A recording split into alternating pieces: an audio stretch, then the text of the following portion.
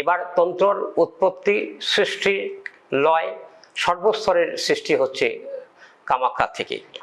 এবং আমরা মহাভারত কালে অনেক শুনেছি যে মা কামাখ্যা দেবীর বাণ, কামাখ্যা দেবীর অস্ত্র, কামাখ্যা ভৈরব, সমস্ত কিছুর উৎপত্তি এবং সৃষ্টি তৈরি হয়েছে মা কামাখ্যার থেকে।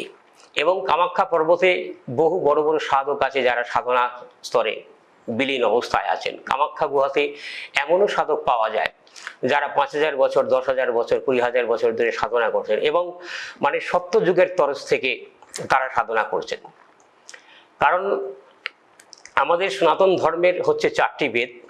এই 4টি বেদের মধ্যে কোনো বেদে পঞ্চমুণ্ডির আসনের কথা উল্লেখ নেই, কিন্তু পঞ্চমুণ্ডির আসনটা সৃষ্টি হয়েছে সাধক বামাখ্যাপার আমল থেকে। কারণ সত্য, তেতার, দাপর, কলি 4 যুগে আমাদের যেমন সনাতন ধর্মের 4টি গ্রন্থ, সত্য যুগে ছিল সনাতন ধর্মের শ্রেষ্ঠ গ্রন্থ হচ্ছে বেদ, তেতার যুগে হচ্ছে রামায়ণ, দাপর যুগে মহাভারত এবং কলির যুগে শ্রীমদ্ ভাগবত গীতা।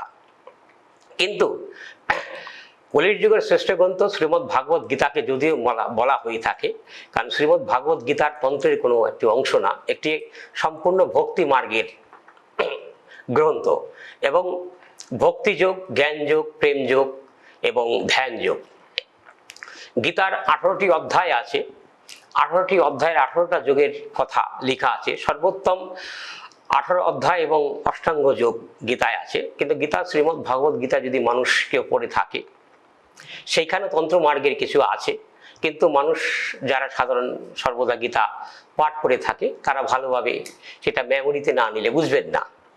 এবার ভক্তিযুগে ভগবান শ্রীকৃষ্ণ শ্রীমদ্ ভাগবত গীতাকে মহাভারতের সার অংশরূপে দিয়েছিলেন। কারণ মহাভারত কালেও তন্ত্রের উল্লেখ অনেক প্রমাণ রয়েছে।